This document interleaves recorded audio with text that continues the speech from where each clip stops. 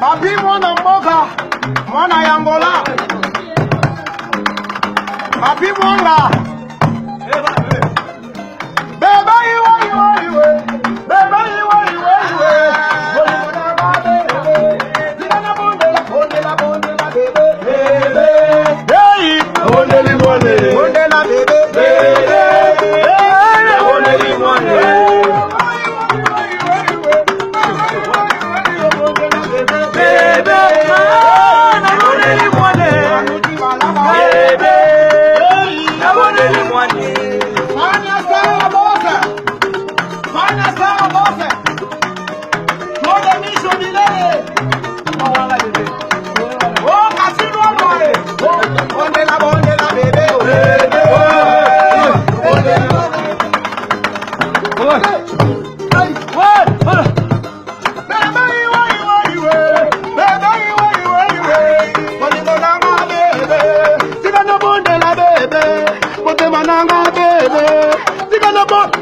Bonde la bebe, bebe, oh, bonde li bonde, bebe, bebe, hey, bonde li bonde, bebe, bebe, hey, bonde li bonde.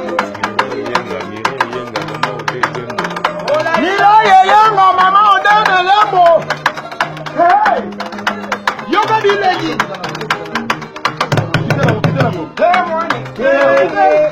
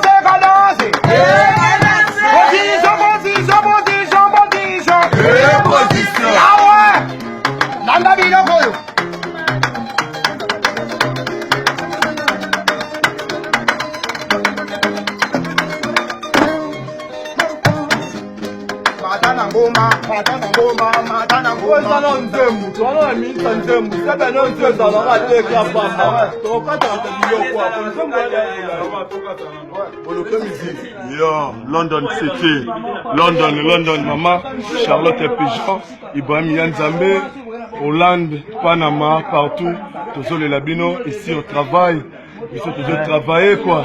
Bobo japonais porte-parole à Mokilio, et puis Maman Charlotte Pigeon, Maman Tony Twingi, Maman Fatouma, Bassalam Mingi, Bouda Ibrahim, Maman Charlotte Pigeon, Maman Pigeon, Maman Labisso, Alain Changu, Robert, Ode et Bembo, Alain Changu, les amis Galora pour parler à moi, Mireille Yenga, Maman Mireille Yenga, capote mère, Bambote Makasi na fanya star boss, Bambote mingi bena kofia ina, pour tigra bisoté, Tony Twin Golgan.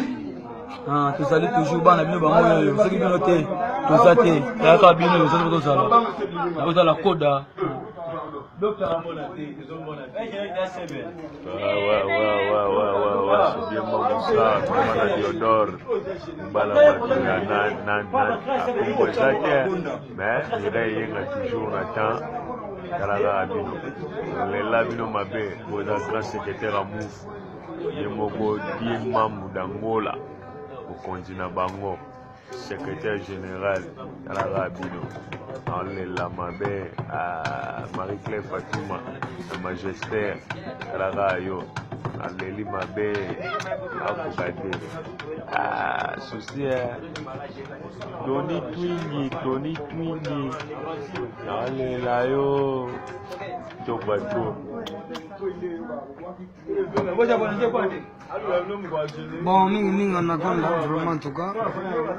L'idée maman Yanzambe na mioso.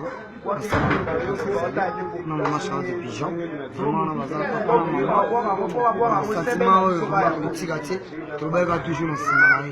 Ntangabi. Nous avons la langue tout idéologie za moko. Na sport Jean-Louis Naya. Donc Yannick Luta Mao. Yannick Mao.